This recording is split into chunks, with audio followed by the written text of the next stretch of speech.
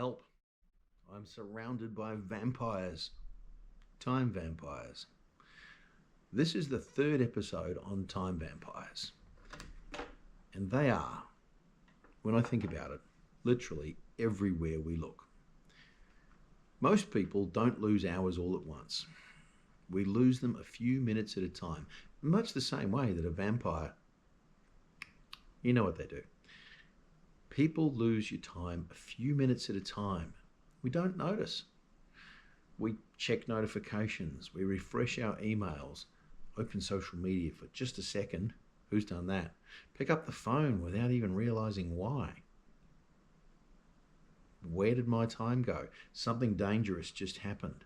Constant distraction by a tool-based time vampire starts feeling normal. And that's the part most people never question, because these tools do not feel harmful while they're happening. They feel productive. Our brain is engaged, connected, responsive, busy, bit of endorphins happening. Tell you what, social media's got a lot to answer for. But underneath all of that, our attention is being fragmented. Our attention span is being diluted constantly. And fragmented attention destroys progress, destroys momentum. My name is Brian Darts. I've spent more than 30 years working in business with sales leaders and business leaders in high performance environments. I didn't ever think I'd be a vampire hunter. Turns out I am. Think about this. The people that control where their attention goes usually outperform those who spend their day constantly reacting to anything and everything around them. Hello and welcome back to The Long Way Forward. This is episode 41. This is a business leadership, motivation and self-improvement podcast. Not a vampire hunting podcast, although today you could be forgiven for thinking it was. Because today we're continuing the Time Vampire series. I guess that's what you get when you cross a Time Lord with a vampire. Bad joke. In the last episodes, we talked about people and we talked about behaviors as time vampires. If you haven't heard those episodes, highly recommend you drop back and give them a listen. Today, I'm going to talk about tools. And when I mean tools, I'm not talking hammers, screwdrivers. I'm talking about the everyday systems and the devices that are designed to help us, but often end up quietly consuming huge amounts of our time instead. And before we go any further, if you're enjoying this series or this episode, please take a moment to like, comment, or subscribe. I'd really appreciate it. Now let's define this. Let's define a tool-based time vampire. A tool-based time vampire is something designed to improve efficiency or communication that just ends up stealing attention and actually reduces productivity. The biggest examples of this are things most people interact with every single day. Email, social media, messaging platforms, notifications. Now, none of these things are bad. I have to say this, they're not by themselves bad. They are tools. But tools used without boundaries or intentions eventually begin controlling the user instead of serving them. Let's start with email. How often do you check it? Do you check it every hour, every 30 minutes, or constantly whenever a notification comes in? Here's an issue that most people underestimate. Every time you stop to check email, your brain switches context. Multitasking is a myth, I have to say. Constant switching back and forth is mentally actually quite expensive. Because once focus breaks, momentum breaks with it too. You're not working deeply, you're reacting. Your mind is bouncing from one thing to another, and with that, you lose time, you lose focus, you can make more mistakes. The list is long and it's not great. Now multiply those reactions across an entire day. The result is fragmented attention and reduced output. Now let's look at social media. This one is even more deceptive because it feels harmless in small amounts. You open your phone to check one thing, then suddenly 10 minutes have gone, then 20. And by the time you stop, you actually can't really explain what value you got from that interaction. That's really important to notice. These platforms are not neutral. They're intentionally designed to hold your attention for as long as possible. That's their business model. So if you don't intentionally manage how you interact with them, eventually, as I've said, you're not managing your time, they're managing it for you. Here's a thought for you. Email, social media. Do you have your notifications on or off? High performers generally have their notifications off.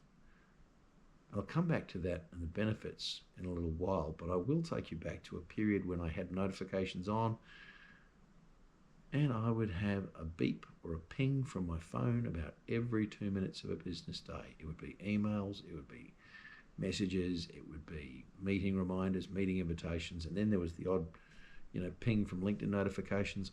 Today I have them off. I spend time to intentionally check certain notifications, but I'm not interested in notifications from things like Instagram or Facebook. Only the ones that matter, emails and meetings. The rest, I will check at a time that's not impacting my business performance. Trust me, if you can make that change, it will open doors for you big time.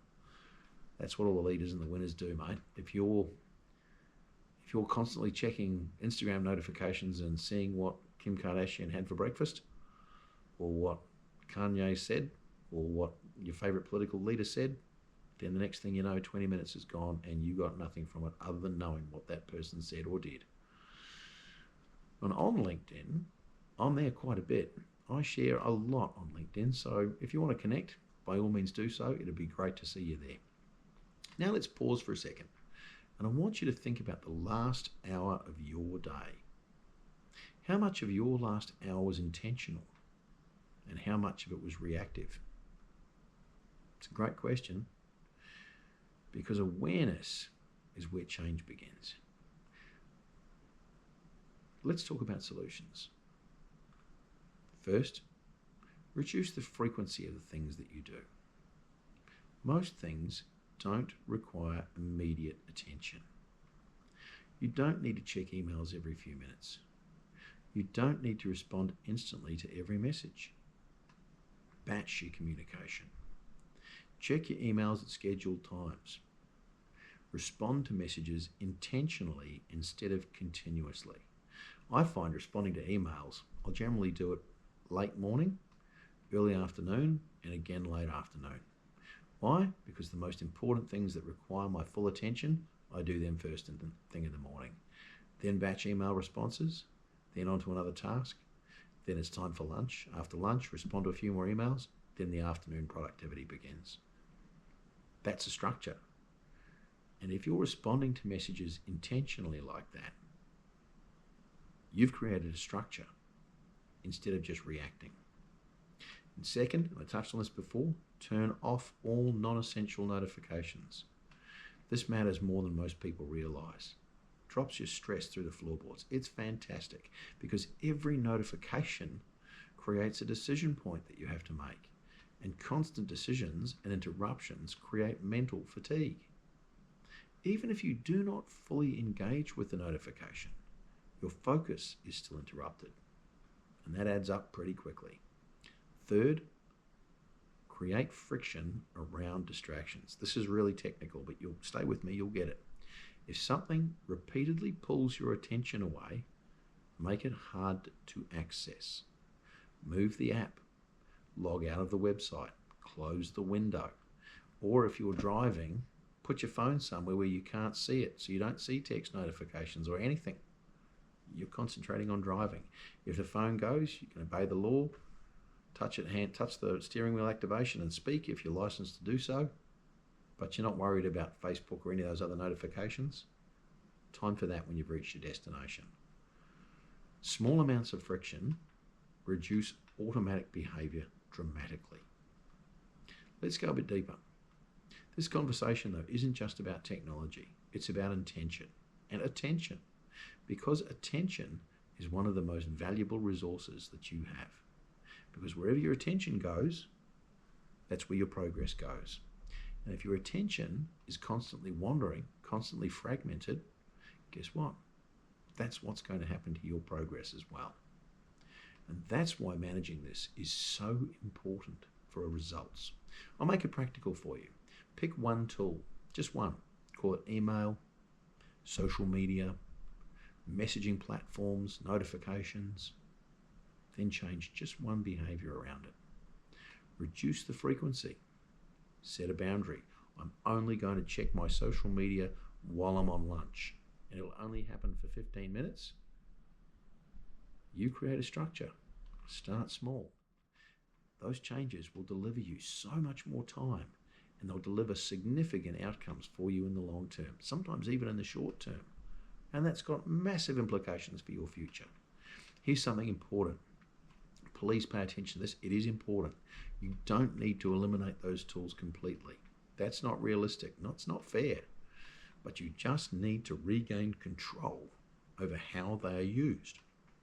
Answer yourself this question honestly. Are you in control?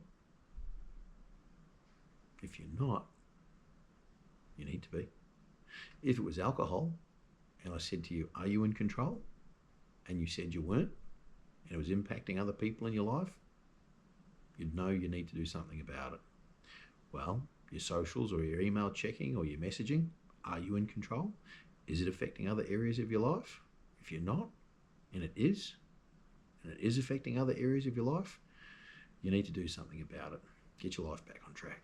You just need to regain control over how they're used. And apologies if that came across a bit preachy. It's actually super important. Work out how much time you spend on those things.